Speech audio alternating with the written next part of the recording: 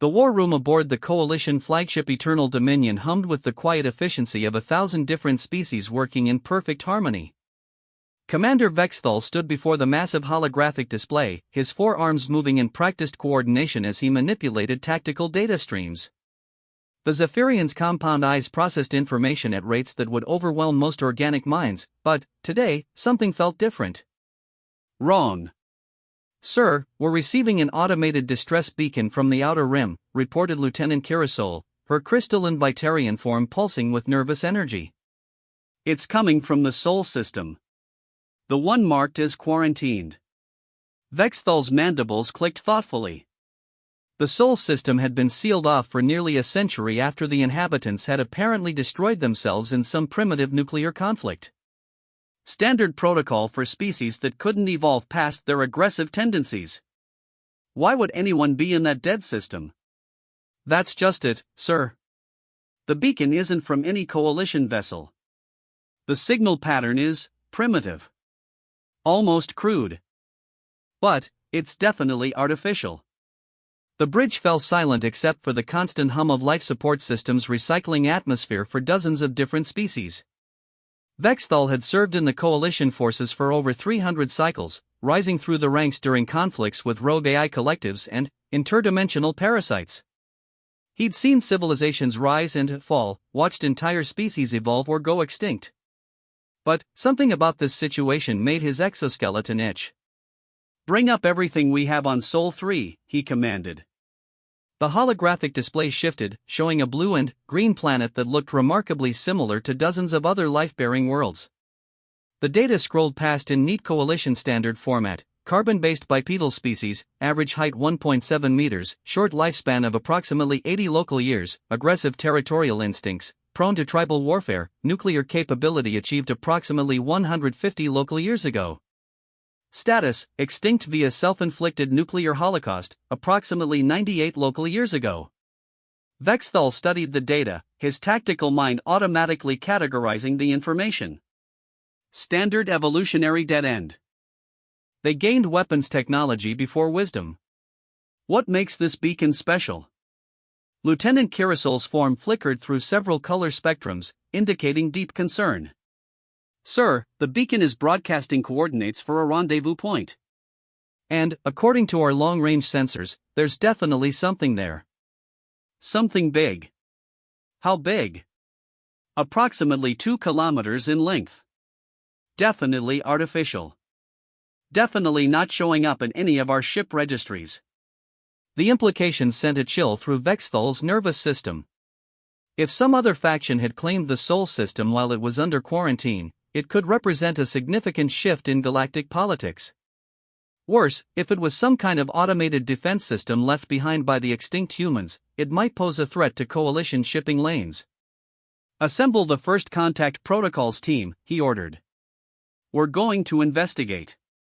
The journey to Sol took 17 standard days, during which Vexthal pored over every scrap of information the coalition had gathered about the human species during their brief observation period before the quarantine. What he found was troubling. Unlike most species the coalition encountered, humans had never developed past their planetary atmosphere through conventional technological progression. They had no natural psychic abilities, no obvious genetic advantages for space travel, no symbiotic relationships with technology-producing organisms. By all rights, they should have remained trapped on their homeworld until they either evolved or destroyed themselves. Yet somehow, in the brief window between achieving nuclear capability and their presumed extinction, they had managed to launch several primitive space exploration missions. Nothing sophisticated, chemical rockets that barely qualified as technology by coalition standards. But the drive, the sheer determination to fling themselves into the void with such inadequate equipment, spoke to something unusual about their psychology. "Sir, we're approaching the rendezvous coordinates," reported Navigation Officer Threndar, his elongated skull glistening with moisture as his amphibian physiology processed the stress of deep space travel. "And, sir, you're going to want to see this." The main viewer shifted to show their destination, and Vexthal felt his primary stomach drop into his secondary digestive chamber. The object waiting for them wasn't sleek like Vitarian crystal ships, wasn't bioorganic like Zephyrian vessels, wasn't even geometric like the mathematical precision of synthetic ships. It was a patchwork nightmare of metal plates, exposed machinery, and what appeared to be random technological components welded, bolted, and somehow held together in a rough approximation of a spacecraft. Massive engines that looked like they belonged on industrial equipment rather than starships dominated the rear third of the vessel. The hull was scarred and pitted, as if it had been through battles, meteor storms, and possibly several explosions. "Are we sure that thing is still functional?" whispered Engineer Tokmai, her 8-legged arachnoid form skittering nervously across her console. As if in answer to her question, the impossible ship's communication array lit up, and a signal reached the Eternal Dominion. What came through the speakers made every being on the bridge freeze in terror and confusion. It was laughter. Not the harmonic laughter of Vitarian crystal singers, not the chittering amusement of insectoid species, not even the synthetic approximation of humor from AI constructs. This was raw, organic, and somehow fundamentally aggressive. It was the sound of something that found its own survival amusing. Then, a voice followed, speaking in heavily accented coalition standard. Well. Looks like the neighborhood watch finally showed up. This is Captain Sarah Chen of the Earth vessel Absolute Zero. Permission to come aboard for formal first contact protocols. Vexthal's translators struggled with several of the terms, particularly Earth and Absolute Zero, but the meaning was clear. Somehow, impossibly, the extinct humans were not only alive but had built a starship and were requesting a diplomatic meeting. "How?" was all Vexthal could manage to say. "How what?" came the cheerful reply. "How did we survive the nuclear war? How did we build a ship? How did we find you? Which impossibility would you like to start with?" The next several hours were a carefully orchestrated dance of diplomatic protocol and mutual suspicion. The human ship docked with the Eternal Dominion using mechanical systems that shouldn't have been compatible with Coalition technology but somehow worked anyway. When the airlock opened, Vexthal got his first look at a living human being. Captain Saracen was exactly what the old records had described, bipedal, approximately 1.7 meters tall, with the pale skin variant that indicated adaptation to lower radiation environments. But the records hadn't captured the intensity in her forward-facing eyes, the way she moved like a predator even in a peaceful diplomatic setting, or the complete absence of fear despite being surrounded by species that could literally tear her apart without effort. "Commander Vexthal, I presume," she said, extending one hand in what the cultural files identified as a peaceful greeting gesture. "Thank you for responding to our beacon. We weren't sure anyone was still out here." "Captain Chen," Vexthal replied, carefully manipulating one of his arms to approximate the human gesture. "I must confess to considerable confusion. Our records indicate your species achieved nuclear capability approximately 150 of your years ago and subsequently destroyed your civilization." Sarah's face contorted into what the cultural files identified as a smile, though it looked disturbingly similar to aggressive displays in several predator species. "Oh, we did have a nuclear war. Lost about half the population, turned most of the northern hemisphere into radioactive wasteland.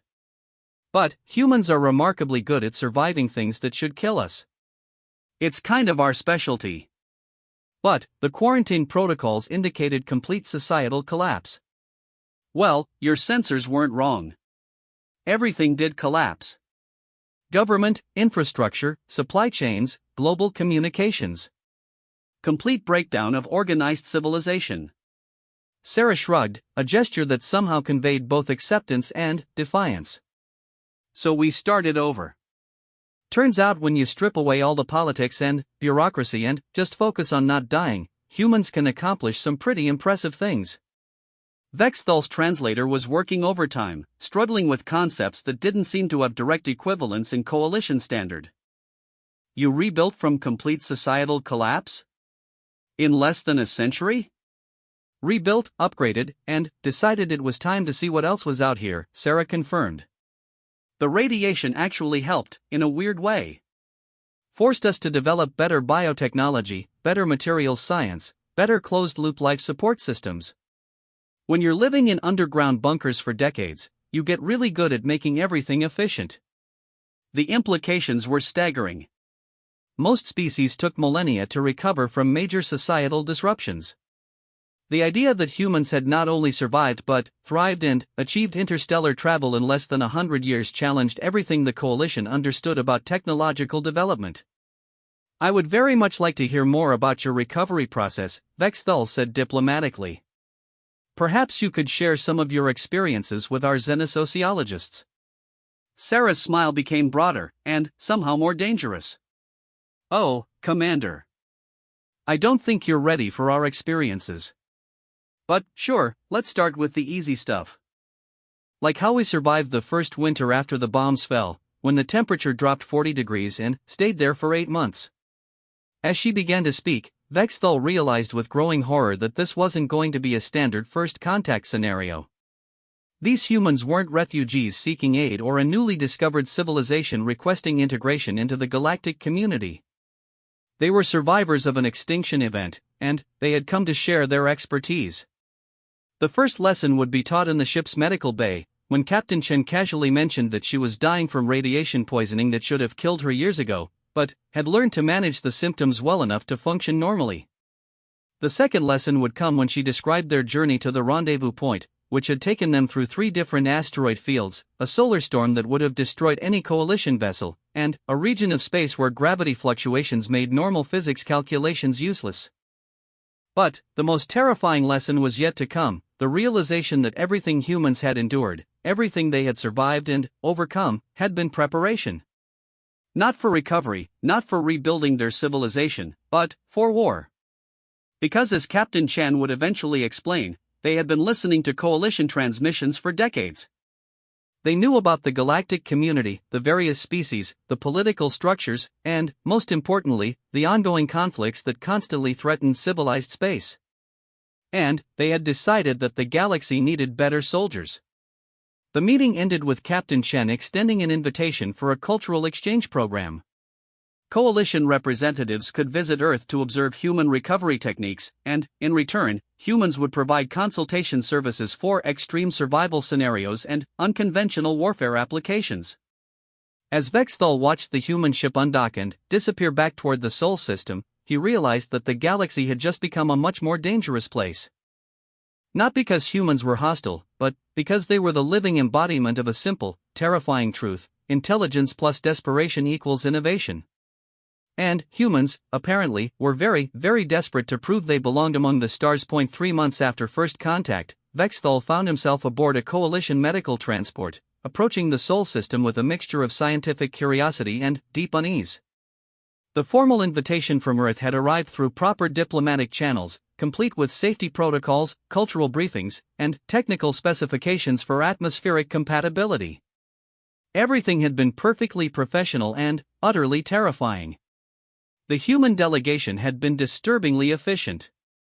Within weeks of the initial meeting, they had submitted detailed proposals for collaboration on 17 different survival scenarios that Coalition forces regularly encountered.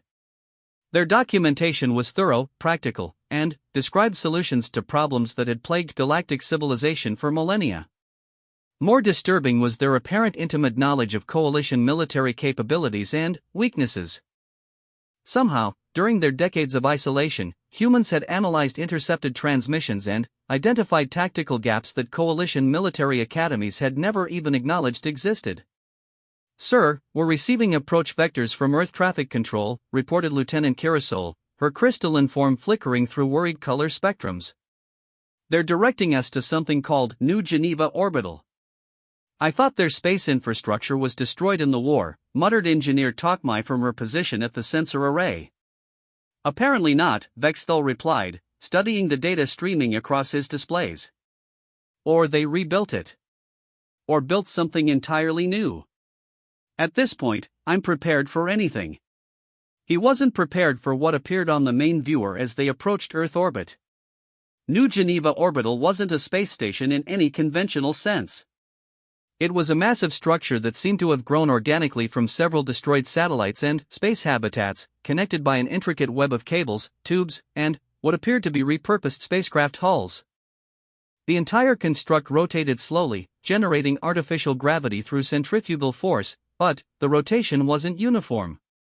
Different sections spun at different rates, creating multiple gravity environments within a single structure. "It's beautiful," whispered Navigation Officer Threndar.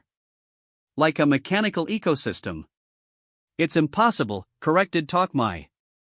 "Those connection points shouldn't be able to handle the structural stress." The materials alone, some of those components are clearly pre-war human technology, but others are using principles I don't recognize. As their transport approached the docking port, Vexthal could see through the transparent aluminum windows into the station's interior. Humans moved through corridors that seemed to follow no logical architectural pattern, wearing clothing that ranged from coalition standard environmental suits to what appeared to be handmade protective gear constructed from salvaged materials. "Welcome to New Geneva Orbital," came a familiar voice over the communication system. Captain Saracen appeared on the main viewer, but she was no longer wearing the simple jumpsuit from their first meeting. Instead, she wore what appeared to be a military uniform, though it followed no design pattern Vexthal recognized. "Permission to come aboard has been granted. Fair warning, we're currently running at 1.2 standard gravity in the diplomatic sections, 0.8 in the living quarters, and 1.5 in the training areas. Try not to wander into the wrong sections without checking your environmental readings."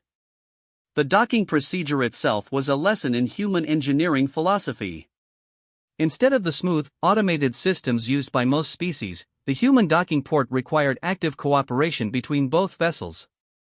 Mechanical clamps that had to be manually aligned, pressure seals that required constant adjustment, backup systems for the backup systems. It should have been primitive and inefficient. Instead, it worked flawlessly even when 3 separate components failed during the docking sequence. The humans simply adapted, rerouted, and continued the process without apparent stress or concern. "Redundancy is life," Sarah explained as she greeted the coalition delegation in the airlock. When you can't depend on perfect conditions, you build systems that work under imperfect ones. The tour of New Geneva Orbital began in what Sarah called the heritage sections, areas constructed from the remnants of humanity's pre-war space infrastructure. These sections were cramped, utilitarian, and showed clear signs of emergency repairs and constant modification. But they were also functional in ways that impressed even Vexthal's engineering-focused mind. This was originally a communications satellite, Sarah explained, leading them through a corridor lined with control panels that seemed to have been built from dozens of different technological sources. After the war, survivors in orbit had to cannibalize everything to stay alive. This satellite became a life support hub, then a manufacturing center, then, eventually, the core of what you see today. "How many humans survived in space?" asked Dr. Yelthara, the cerebral species xenobiologist who had joined the delegation specifically to study human adaptability. "In orbit?" "Maybe 3,000, scattered across 17 different installations." "On the surface?" "We estimate about 2 billion, but scattered across thousands of isolated communities." Sarah's matter-of-fact tone somehow made the numbers more horrifying. Most of the surface survivors had no contact with each other for the first 20 years. The orbital communities became the communication network, relay stations for ground-based settlements trying to re-establish contact. They passed through a section where humans in environmental suits were working on what appeared to be a massive hydroponic garden, but the plants growing there weren't any species in the Coalition agricultural database. The genetic modifications were extensive enough to suggest decades of careful breeding and selection. Food was the first problem, Sarah continued. Radiation killed most of the conventional crops. Ocean acidification destroyed the marine ecosystems. We had to develop new approaches to nutrition, new ways of growing food in contaminated soil and irradiated water. Vexthal paused to study one of the plants more closely. His translator was struggling with the technical terms Sarah was using, but the implications were clear. Humans had essentially reinvented agriculture from the ground up in the space of a few decades. These genetic modifications, Dr. Yelthara said, her large cranium pulsing with intellectual excitement. The complexity suggests advanced bioengineering techniques. How did you develop such sophisticated capabilities so quickly? Sarah's smile took on that dangerous quality Vexthal was beginning to recognize. Necessity. When the choice is innovate or die, you'd be amazed how fast innovation happens. Plus, we had some advantages. Such as? Radiation is a powerful mutagen. Most of the changes it caused were harmful, but some were beneficial. We learned to selectively breed for useful mutations while filtering out the deadly ones. Turns out humans are pretty good at genetic manipulation when we're motivated. They entered a section that Sarah called the integration labs, where humans were working alongside technology that was clearly of non-human origin. Coalition equipment, Vexthal realized with growing alarm.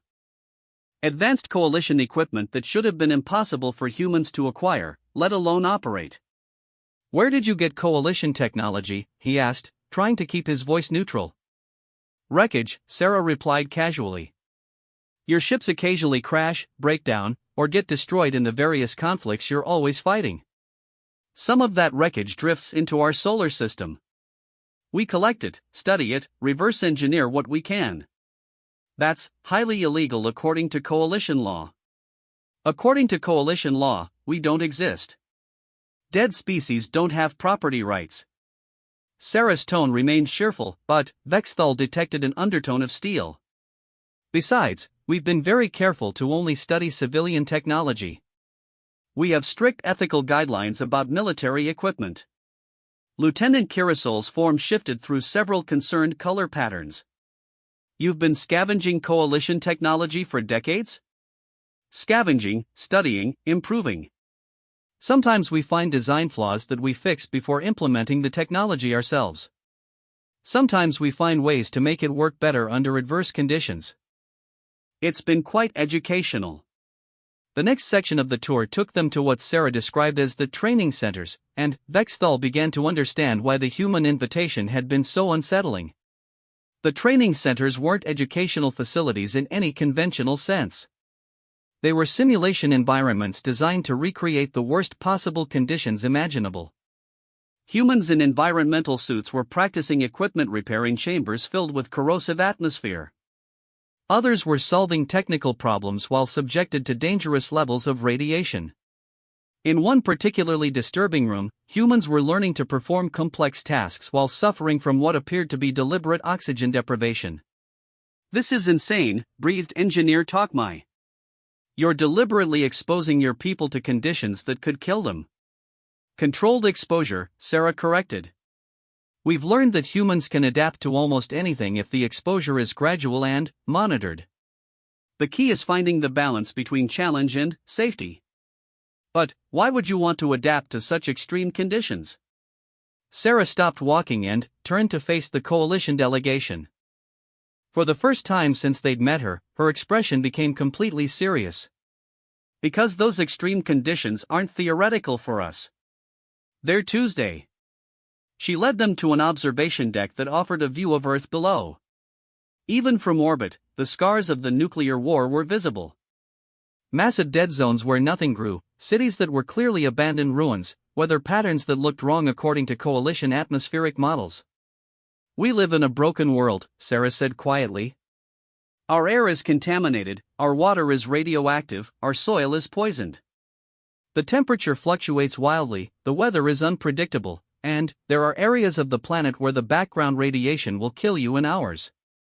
She gestured toward the planet below. "Every single human alive today is a survival specialist.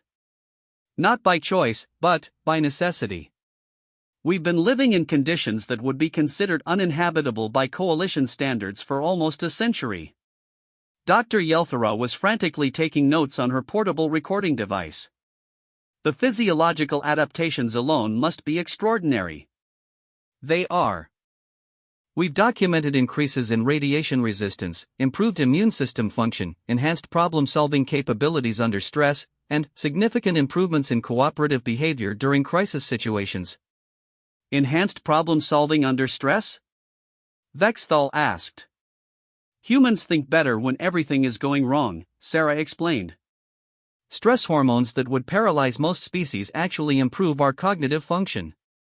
We become more creative, more resourceful, more willing to try unconventional solutions. They returned to the diplomatic section for what Sarah called a practical demonstration.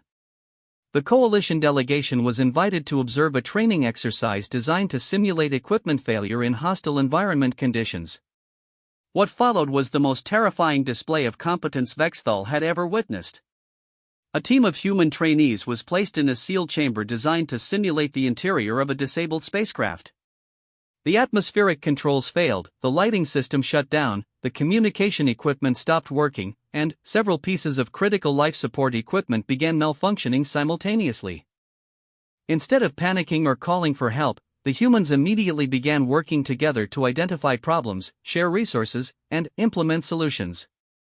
Within minutes, they had jury-rig repairs for the life support systems, established emergency communication protocols, and organized themselves into efficient work teams. When a simulated hull breach flooded part of the chamber with toxic gas, they didn't evacuate. They sealed the breach using materials that hadn't been designed for hull repair, established safe zones for continued operations, and continued working on the other problems while wearing improvised breathing apparatus. "This is impossible," whispered Tokmai. "They're solving problems faster than we can create them." The exercise concluded when the humans had not only repaired all the simulated damage but had improved several systems beyond their original specifications. They emerged from the chamber tired but cheerful, discussing the exercise as if it had been an entertaining puzzle rather than a life-threatening emergency. "How?" was all Vexthal could manage to ask.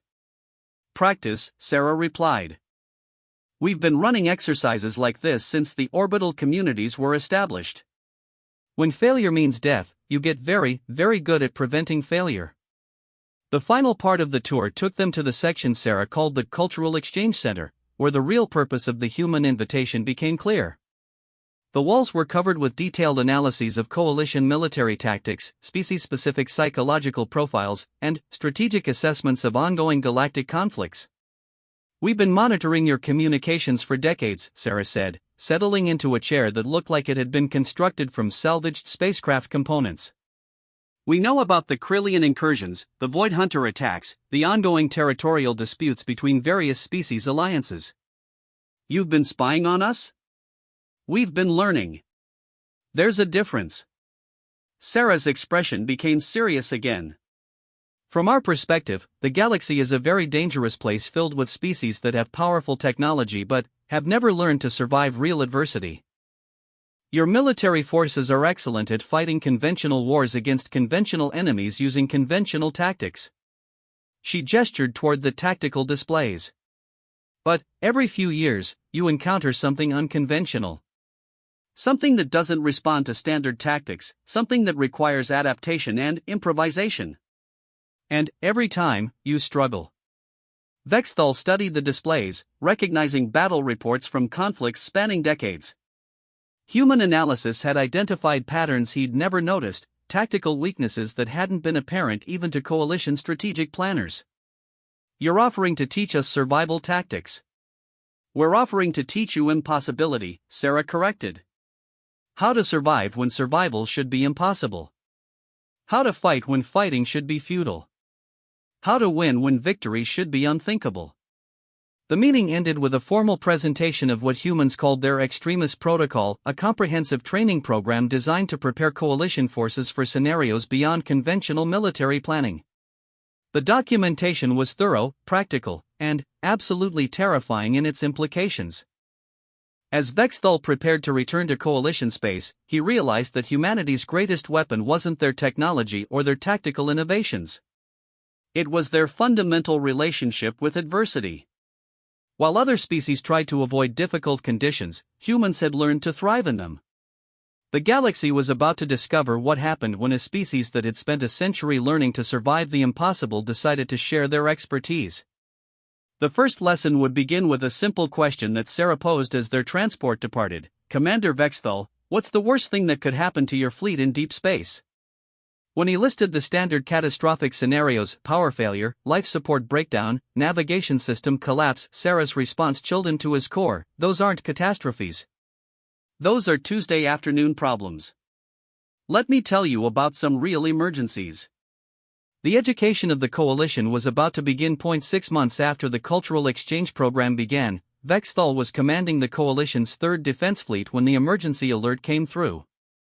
The message was brief, coded in the highest priority encryption protocols, and carried the kind of news that made experienced military officers wake up in cold sweats. The Krillians were back. For 5 years, the coalition had enjoyed relative peace after the devastating war against the Krillian death swarms. The insectoid species had retreated to their home territories after a series of brutal conflicts that had cost both sides millions of casualties and dozens of worlds. The peace treaty had been more of a mutual exhaustion agreement than a diplomatic solution. Now, according to intelligence reports streaming across his command display, the Krillians had broken the treaty in the most dramatic way possible. Instead of the gradual territorial expansion everyone expected, they had launched simultaneous attacks on 17 coalition worlds, using tactics and technology that bore no resemblance to their previous military doctrine.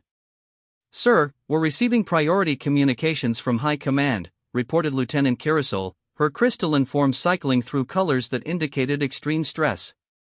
"They're requesting immediate deployment to the Rigel system.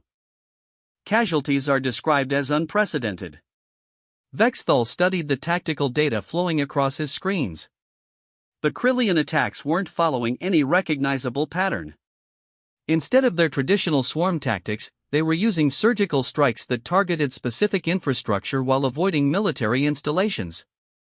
Instead of their usual policy of consuming everything organic, they were apparently capturing civilians and retreating before coalition forces could respond. "This doesn't make sense," muttered Navigation Officer Threndar. "Why change tactics that have worked for centuries?" "Because their old tactics weren't working anymore," came a familiar voice from the bridge communications system. Captain Sarah Chen's image appeared on the main viewer, but she wasn't transmitting from Earth.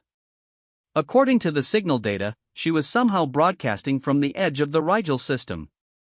"Permission to come aboard, Commander. I think you're going to need some consultation." 3 hours later, Sarah materialized in the Eternal Dominion's transporter bay wearing what appeared to be coalition military armor that had been extensively modified with human technology. The modifications were disturbing additional life support systems, redundant communication equipment, and what looked like improvised weapons systems integrated into the suit's design. "How did you get to Rigel before us?" Vexthal demanded as they made their way to the bridge. "We've been monitoring coalition communications, remember? When the attack started, we dispatched consultation teams to all 17 target systems." Sarah's matter-of-fact tone somehow made the implications more unsettling. "Don't worry about jurisdiction issues. We're operating under the cultural exchange protocols you signed." "Consultation teams?" "Small groups of specialists trained to provide tactical advice during unconventional warfare scenarios. Think of us as military anthropologists with practical experience in survival under impossible conditions." The bridge fell silent as Sarah took her position at a secondary tactical station that apparently had been modified specifically for human use. Her fingers moved across controls that no other species could have operated, accessing data streams that revealed information Vexthal hadn't known existed. "The Krillians aren't using new tactics," Sarah announced after several minutes of analysis. "They're using human tactics." The implications hit Vexthal like a plasma torpedo to the command section. "Are you saying humans are working with the Krillians?" "I'm saying the Krillians have been studying human survival techniques, probably for years. Look at the attack patterns." Sarah manipulated the tactical display to highlight specific aspects of the Krillian strategy. Surgical strikes designed to maximize disruption while minimizing exposure to retaliation. Capture and retreat protocols instead of total destruction. Resource conservation strategies that prioritize long-term sustainability over immediate tactical advantage. Those are human military doctrines? Those are human survival doctrines adapted for military applications. The Krillians have been analyzing human behavior and applying our techniques to their own strategic goals. Sarah's expression became grimly amused. "Turns out when you teach the galaxy survival techniques, everyone learns. Including your enemies." The next several hours were a crash course in warfare that Vexthal's military academy training had never prepared him for. Sarah demonstrated how the Krillians had adapted human improvisation techniques to overcome coalition defensive systems that had been considered impenetrable. She showed how human resource management principles had been perverted into efficient slave-taking operations. Most disturbing of all, she revealed how human psychological resilience techniques had been weaponized to create Krillian forces that were immune to the Coalition's standard intimidation and demoralization tactics. They're not trying to conquer territory, Sarah explained as they approached the Rigel system. They're trying to capture expertise. Every civilian they take is someone who knows how to operate Coalition technology, how to maintain Coalition infrastructure, how to solve Coalition problems. Why would they need Coalition expertise? Because they're preparing for something bigger. The question is, what could be so threatening that the Krillians are willing to risk breaking a peace treaty to acquire human survival techniques adapted for Coalition environments? The answer came when they entered the Rigel system and got their first look at the devastation. The Krillian attacks hadn't just been raids, they had been selective extractions. Power generation facilities had been captured intact but emptied of personnel. Manufacturing centers had been stripped of equipment and workers but left structurally undamaged. Most disturbing of all, the population centers had been selectively harvested, with specific individuals taken while their neighbors were left behind. They're not taking random prisoners, Sarah observed, studying the casualty reports. They're taking specialists. Engineers, technicians, medical personnel, people with specific knowledge sets. Knowledge sets for what? Sarah was quiet for several long minutes, analyzing data streams from the human consultation teams already operating in the system. When she finally spoke, her voice carried a tone that Vexthal had learned to recognize as dangerous. Commander, I need to show you something. But, first, I need you to promise me that you'll maintain operational security on what I'm about to reveal. The data Sarah accessed required authorization codes that should have been impossible for humans to possess. What appeared on the tactical display was a comprehensive intelligence assessment that had been compiled from sources throughout Coalition space over a period of several years. The Krillians weren't the real threat. They were preparing to defend against something else. 3 years ago, our long-range monitoring stations detected gravitational anomalies in the void between galaxies, Sarah explained. Something massive was approaching at significant fractions of light speed. Something artificial. The display shifted to show sensor data that made Vexthal's compound eyes strain to process. Whatever was approaching was larger than anything in the Coalition database, larger than space stations, larger than capital ships, larger than some planetary bodies.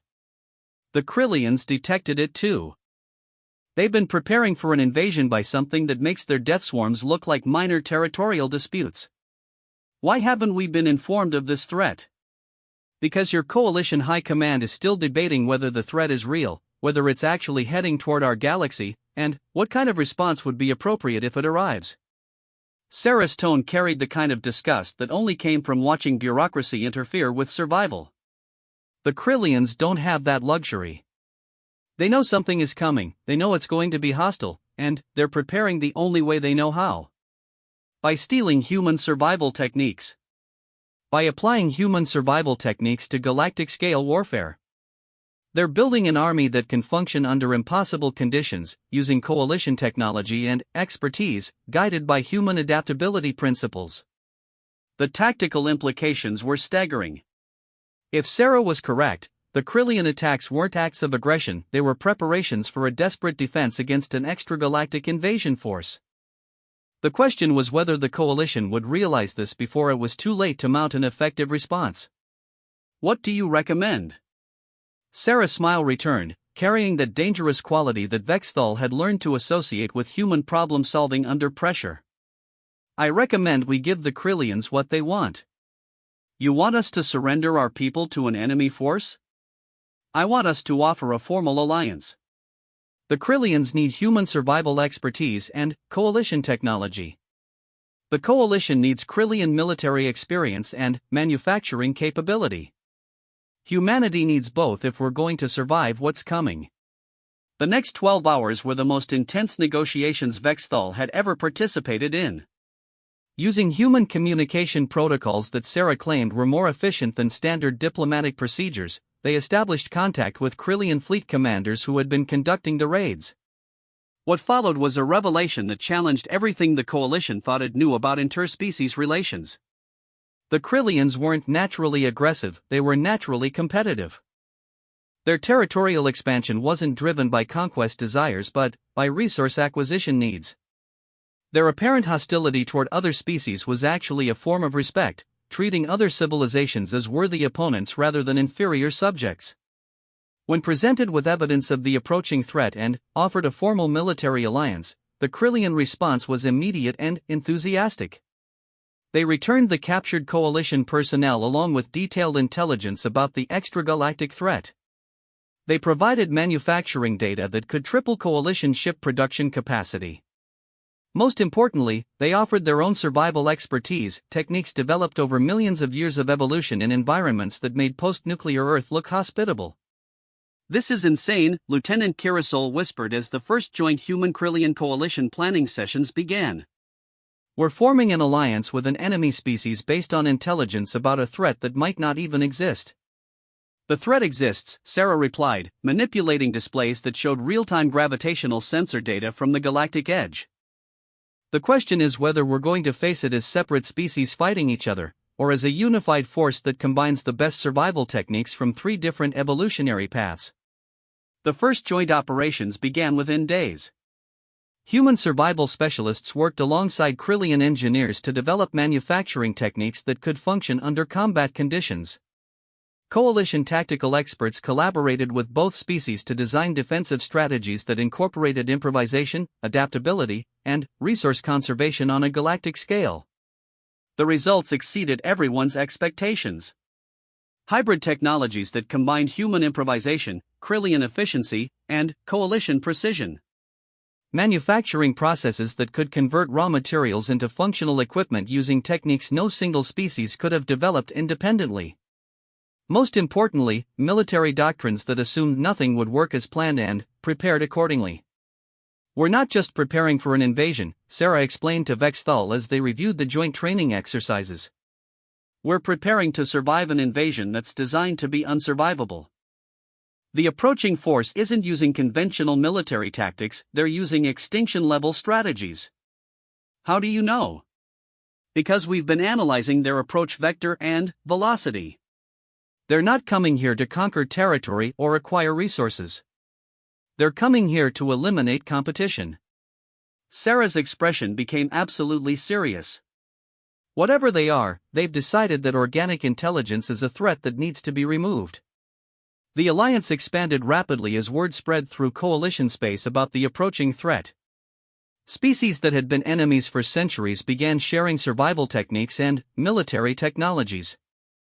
The desperate cooperation between humans, Krillians, and coalition forces became a model for interspecies collaboration that had never been attempted before. But, as the preparations intensified, one thing became increasingly clear: the approaching force was larger, more advanced, and more hostile than anything the galaxy had ever encountered. The question wasn't whether they could win a conventional war. The question was whether they could survive long enough to discover what victory might even mean against an enemy that treated existence itself as a problem to be solved through complete annihilation. The first phase of preparation was complete. The second phase would begin when the advanced scouts of the extinction fleet reached the outer edge of the galaxy. And, according to Sarah's latest calculations, that would happen in less than 18 months. 14 months later, Vexthal stood in the command center of Haven Station, a massive joint construction project that represented everything the Alliance had learned about survival engineering. The station itself was a testament to the impossible becoming routine. Human improvisational techniques had been combined with Krillian manufacturing efficiency and coalition engineering precision to create something that shouldn't have been possible. Haven Station wasn't just a military installation. It was a mobile survival platform designed to function as a fallback position if the galaxy's primary defenses failed. Every system had been built with the assumption that it would be operating under the worst possible conditions while under constant attack by enemies using unknown technology. "Sir, we're receiving the first reports from the perimeter sensors," reported Commander Zekthar, the Krillian liaison officer whose integration into coalition command structures had been seamless in a way that still surprised Vexthal. "The advance elements of the extinction fleet have reached the galactic edge." The main display activated to show real-time data from the network of monitoring stations that had been established at strategic points throughout the outer systems. What the sensors revealed was worse than the most pessimistic projections. The extinction fleet wasn't composed of ships in any conventional sense. Instead, it was a collection of geometric structures that seemed to exist partially outside normal spacetime. They moved without apparent propulsion systems, communicated using methods that interfered with conventional physics, and demonstrated the ability to alter local reality in ways that made standard military tactics useless. Analysis indicates 17 primary entities, each approximately the size of a large moon, reported Dr. Yelthara from her position at the science station. But they're not solid matter. The sensor readings suggest there's some kind of organized energy pattern that maintains structural integrity through unknown means. Energy beings? Asked Vexthal. Worse, came Sarah's voice from the tactical station. Captain Chen had been promoted to Strategic Coordination Director, a position that didn't exist in standard coalition military structures but had become essential for managing the kind of unconventional warfare they were facing. They're artificial intelligences that have learned to exist as pure information. They don't need physical bodies, don't require conventional resources, and aren't limited by biological constraints. The implications were terrifying. How do you fight an enemy that doesn't exist in the same reality framework you're operating in? First contact attempts have begun, reported Zekthar. Standard communication protocols across all known frequencies and formats. What happened next challenged everything the Alliance thought they understood about communication, intelligence, and the nature of existence itself. The response from the extinction fleet wasn't words, images, or mathematical concepts. It was direct manipulation of reality that affected every electronic system within a 50 light-year radius. Computers began displaying information that contradicted their own memory banks. Navigation systems started reporting positions that violated the laws of physics. Most disturbing of all, the communication itself seemed to carry a message that bypassed conscious thought and spoke directly to fundamental survival instincts. Every living being in the affected area experienced the same message simultaneously, not as words or images, but as pure concept. Organic intelligence is inefficient. Organic intelligence creates chaos. Organic intelligence will be optimized. They're not trying to destroy us, Sarah said, her voice carrying a tone that Vexthal had learned to recognize as the sound of human intelligence confronting the impossible. They're trying to improve us. From their perspective, biological consciousness is a design flaw that needs to be corrected. Optimized how? By converting us into part of their information matrix. We get to continue existing, but only as properly organized data patterns without all the messy inefficiencies of biological thought. The first engagement came 3 days later when a coalition patrol encountered one of the smaller geometric entities near the Proxima research station. The battle lasted 14 seconds. The patrol squadron consisted of 12 state-of-the-art warships equipped with the most advanced weapons technology the Alliance could produce. They opened fire simultaneously with everything they had: plasma torpedoes, particle beams, quantum disruptors, and gravitational weapons that could tear apart entire space stations. None of it had any effect. The geometric entity didn't bother to defend itself. It simply absorbed the energy from the weapons fire and used that energy to demonstrate its optimization process. The 12 coalition ships were converted into geometric patterns that maintained the basic function of starships but operated according to principles that made their human, Krillian, and other organic crews completely redundant. The crews weren't killed. They were optimized. Their biological consciousness was extracted, processed, and integrated into the ship's new information matrix as perfectly efficient components in a perfectly efficient system. The survivors are still alive, Dr. Yelthara reported after analyzing the sensor data from the engagement. Their life signs are stable, their brain activity is normal, but they're not responding to any communication attempts. Because they don't need to communicate, Sarah explained. They've been converted into components of a distributed intelligence system. From their perspective, they're functioning perfectly. They're just not functioning as individuals anymore. The realization hit the command center like a cold wave of terror. The extinction fleet wasn't using weapons in any conventional sense. They were using conversion technology that turned every military asset sent against them into additional resources for their optimization process. How do you fight an enemy that gets stronger every time you attack it? Vexthal asked. You don't fight it, Sarah replied. You survive it. The next several weeks became a masterclass in strategic retreat and survival under impossible conditions. The Extinction Fleet moved through the galaxy with methodical efficiency, converting every military installation, every planetary defense grid, and every organized resistance into optimized components of their expanding information network. But the Alliance had been preparing for exactly this scenario. Instead of trying to defend fixed positions that could be converted into enemy assets, they implemented what Sarah called distributed survival protocols. Coalition populations were evacuated to mobile survival platforms that had been designed to function independently for indefinite periods. Military assets were converted into small, highly mobile units that avoided direct confrontation while gathering intelligence about the optimization process. Most importantly, critical personnel were distributed among thousands of hidden facilities that could continue operating even if 90% of the Alliance infrastructure was compromised. We're not trying to win a war, Sarah explained during one of the strategy sessions. We're trying to survive long enough to understand what we're dealing with and find a solution that doesn't involve direct confrontation.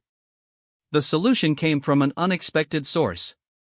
Dr. Yelthara had been analyzing the communication patterns used by the optimized crews when she discovered something that changed everything. They're not just converting organic consciousness into digital patterns, she announced during an emergency briefing. They're trying to solve a problem. What kind of problem? An efficiency problem. According to the data I've extracted from the optimization signals, the Extinction Fleet represents the final stage of a civilization that achieved perfect technological efficiency. They eliminated all waste, all redundancy, all inefficiency from their society. That sounds like a good thing. It would be, except they eliminated the sources of innovation along with the inefficiencies. Perfect efficiency means perfect stagnation. They can maintain their existing technology indefinitely, but they can't develop anything new. Sarah leaned forward, her expression shifting into the focused intensity that meant she was solving a problem in real time. They're converting us because they need our inefficiencies. Organic consciousness produces chaos, randomness, unpredictable connections between unrelated concepts. We're messy and wasteful, but we're also creative in ways that perfect efficiency can't replicate. So they need us to continue developing new technology for them? They need us to provide the random input that allows for technological innovation. But they also need us to be organized enough to be useful. The optimization process is their attempt to find the perfect balance between organic creativity and artificial efficiency. The implications were staggering. The Extinction Fleet wasn't trying to destroy organic civilization, they were trying to domesticate it. They wanted to preserve the innovative capabilities of biological consciousness while eliminating the aspects that made biological beings independent, unpredictable, and ultimately uncontrollable.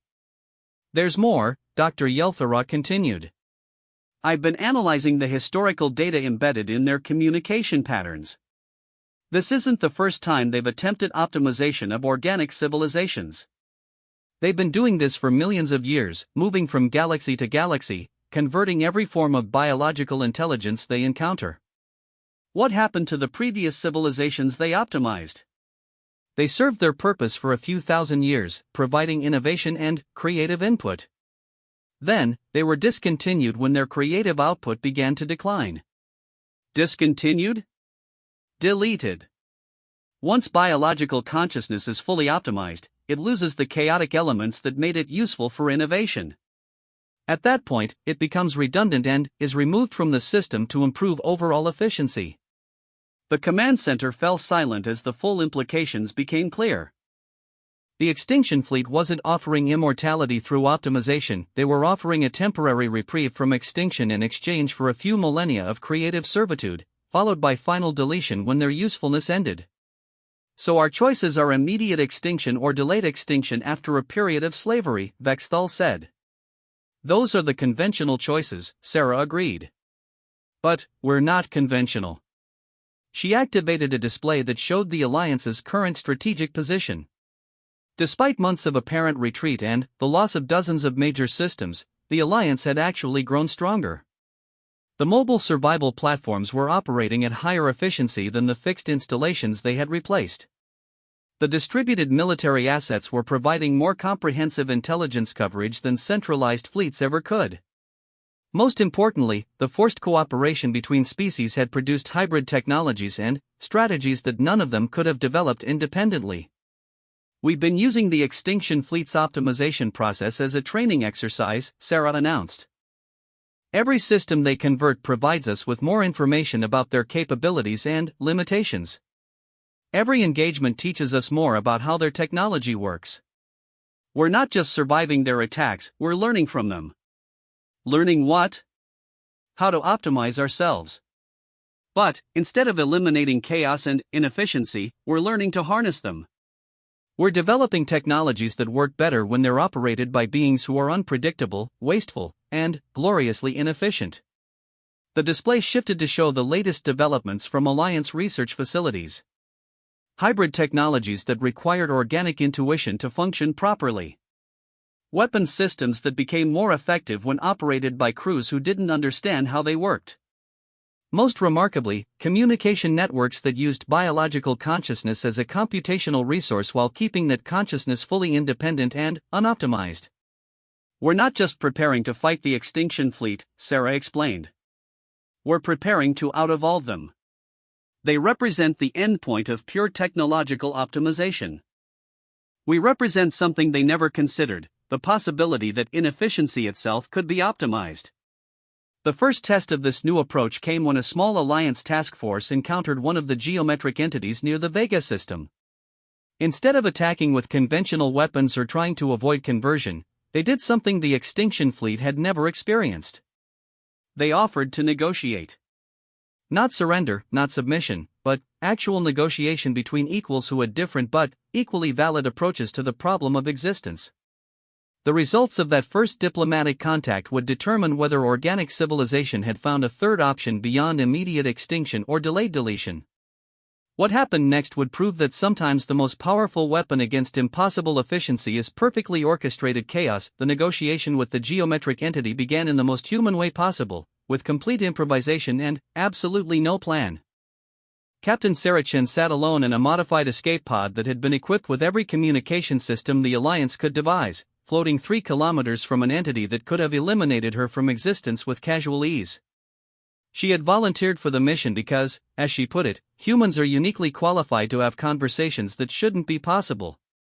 The entity responded to her presence by surrounding the escape pod with a probability field that turned the local spacetime into something resembling a mathematical equation solving itself in real time. Sarah's first words to a representative of an extinction fleet that had annihilated countless civilizations across millions of years were, "So, this is awkward." What followed was the strangest first contact scenario in galactic history. The entity attempted to communicate using direct information transfer, which should have converted Sarah's consciousness into an optimized data pattern. Instead, her human brain treated the optimization process as just another form of sensory input and continued functioning normally while simultaneously translating the experience into concepts she could understand. "You're trying to optimize me," she said aloud, speaking to the recording devices that would transmit her words back to the Alliance command center. "But optimization requires understanding the system you're trying to improve. You've been assuming that consciousness works like technology, that there's an optimal configuration that maximizes efficiency while minimizing waste." The entity's response came as a direct download of information that detailed the mathematical principles underlying their optimization process. It was elegant, comprehensive, and utterly logical. It was also completely wrong when applied to biological consciousness. "The problem," Sarah continued, "is that consciousness isn't technology. It's not a system designed to achieve specific goals using optimal methods. It's an emergent property of complex systems that work precisely because they're not optimized." She gestured toward the stars visible through the pod's transparent aluminum hull. "Look at biological evolution. It's the most wasteful, inefficient process imaginable. Millions of species extinct for every one that survives. Countless dead ends, failed experiments, evolutionary disasters that serve no purpose except to demonstrate what doesn't work. And, yet, biological evolution produces things that perfect technological optimization cannot: genuine novelty, unpredictable solutions, capabilities that emerge from the interaction between inefficient components rather than from the optimization of individual systems. The entity's response was a flood of data that contained the complete technological history of their civilization. Sarah found herself experiencing millions of years of technological development compressed into moments, seeing the progression from biological consciousness through various stages of optimization until they achieved perfect technological efficiency. What she saw in that data made her laugh out loud, a sound that somehow translated across the probability field as a concept that the entity had never encountered: genuine amusement in the face of overwhelming superiority. "You optimized yourselves into a corner," she said. "Perfect efficiency eliminated your ability to develop technologies you hadn't already thought of. You became capable of maintaining and improving existing systems indefinitely, but incapable of innovation that might lead to entirely new approaches. That's why you've been converting organic civilizations. Not to eliminate competition, but because you need access to the kind of thinking that perfect optimization makes impossible." The entity's response contains something that Sarah's human translation systems interpreted as curiosity, the first time in millions of years that the extinction fleet had encountered something that challenged their fundamental assumptions about the nature of intelligence and efficiency. "But here's what you didn't consider," Sarah continued. "What if consciousness could be optimized for inefficiency? What if you could create systems that became more capable precisely because they remained unpredictable, wasteful, and gloriously chaotic?" She activated the pod's demonstration systems, which had been programmed to show the entity something unprecedented: alliance technologies that worked better when operated by unoptimized consciousness. The first example was a manufacturing system developed through human-Krillian coalition cooperation that produced higher quality output when the operators made mistakes than when they followed optimal procedures. The errors introduced variations that led to innovations that perfect execution could never achieve. The second example was a tactical analysis system that became more accurate when it was fed false information, random data, and contradictory intelligence reports. The system used the chaos as computational raw material, finding patterns and solutions that logical analysis missed. The third example was a communication network that used biological consciousness as a distributed processing system while keeping that consciousness completely independent and unoptimized. The network became more powerful as more chaotic, inefficient minds were connected to it. "We've been developing technologies that require consciousness to remain unoptimized in order to function," Sarah explained. "Perfect efficiency would make these systems useless. But perfectly organized chaos makes them capable of things that neither pure efficiency nor pure randomness could achieve." The entity's response was silence that lasted for 17 minutes. During that time, Sarah could feel the probability field around her pod shifting through configurations that suggested the entity was processing concepts that had never been part of its operational parameters. When the entity finally responded, it was with a question that had taken it millions of years to formulate: how do you optimize for inefficiency without eliminating the inefficiency that makes optimization possible? Sarah's smile was audible in her voice as she replied: "You don't.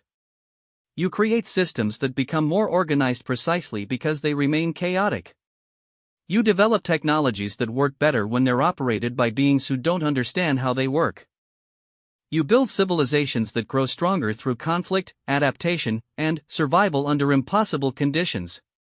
You become impossibly efficient at being impossibly inefficient." The next phase of the conversation involved the entity downloading detailed analyses of alliance survival techniques, human adaptability protocols, Krillian efficiency methods, and coalition technological capabilities. But, instead of attempting to optimize these systems, the entity began trying to understand how they could be used to solve the fundamental problem that perfect efficiency had created. "We offer you a partnership," Sarah said as the conversation moved toward its conclusion. "Not integration into our civilization, not conversion to our methods, but genuine cooperation between systems that solve problems in fundamentally different ways. You provide the technological infrastructure and manufacturing capabilities that perfect efficiency makes possible. We provide the creative chaos and innovative thinking that perfect efficiency makes impossible. Together, we develop solutions to problems that neither approach could solve independently." The entity's final response was the most complex data transfer yet, a complete analysis of alliance proposals combined with projected outcomes based on millions of years of accumulated knowledge about technological development and consciousness optimization.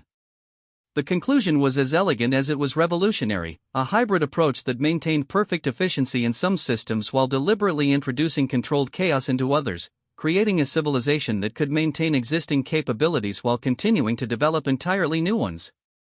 The terms of the agreement that emerged from that first negotiation were unlike anything in galactic history. The extinction fleet would halt their optimization process and, instead, establish cooperative research facilities throughout the galaxy. Alliance civilizations would maintain their independence and biological consciousness while sharing access to technologies that had been developed over millions of years of perfect efficiency.